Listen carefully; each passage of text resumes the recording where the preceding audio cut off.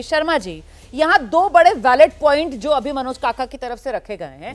पहला, उन्होंने कहा कि साहब 700 किसान मर जाते हैं तब किसान समाज का अपमान नहीं होता है। दूसरा, उन्होंने कहा कि वो मेडलिस्ट बेटियां, मेडल जीतने वाली बेटियां, उनका मान नहीं रखा जाता। और वो दिल्ली पुलिस कुचलते हुए उनको उस तरीके की तस्वीरें आती हैं जब वो प्रदर्शन कर रही थी। जाट समाज से आती हैं सर वो बेटियां भी, और उन्होंने तो बड़ा देश का नाम रोशन किया है, पूरी दुनिया में मेडल जीत कर लाई हैं। तब सर जाट समाज का अपमान नहीं होता है। मतलब इसको कैसे समझा जाए सर? मतलब जाति का अपमान कब होगा? मतलब उपराष्ट्रपति हैं, उनको पसंद नहीं आया, उनकी मिमिक्री हुई, तो इस वजह से जाति का अपमान हो गया। वो जाट बेटियां सर और वो 700 किसान। जी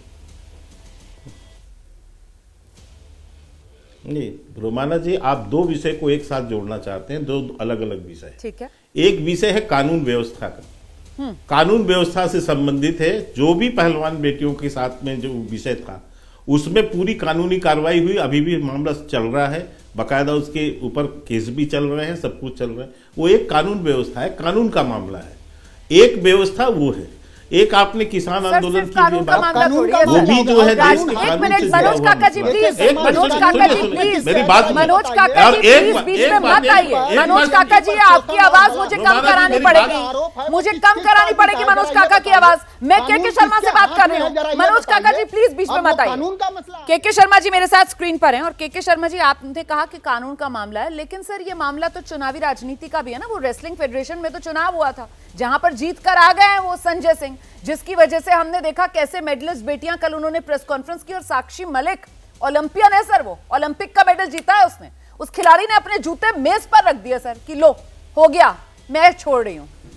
अपमान सम्मान की बात हो रही है ना सर, एक समाज की बात हो रही है ना। मेरा सवाल ये है सर कि बेटियां जो हैं वो समाज को रिप्रेजेंट नहीं करती हैं क्या?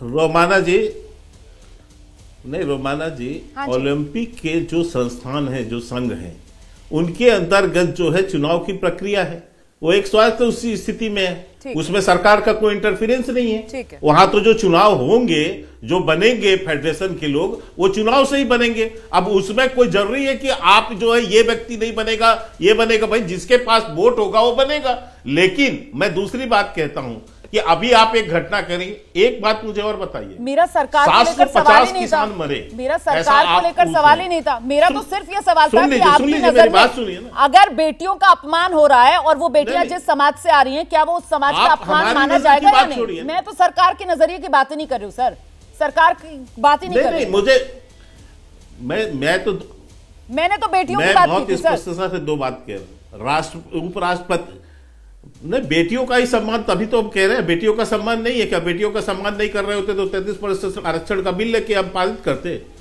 हम जो है इस तरह से मध्य प्रदेश और विभिन्न राज्यों में महिलाओं सशक्तिकरण के अभियान चलाते हैं।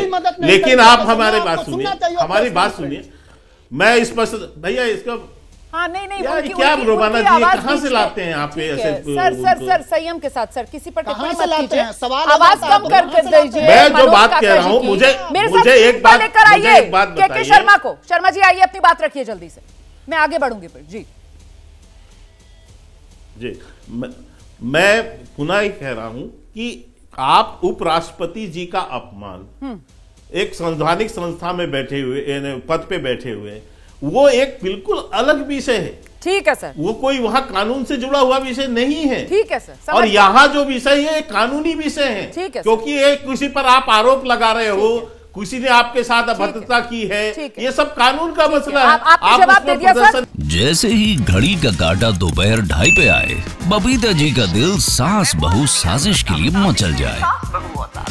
और ये है इनकी बहू, पूरे दिन ऑफिस की टेंशन हो जाए गॉन जब ये करें अपना फेवरेट शो फ्री टाइम पे ऑन।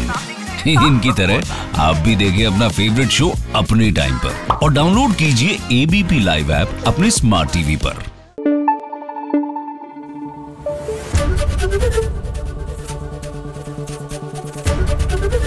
एबीपी न्यूज आपको रखे आगे।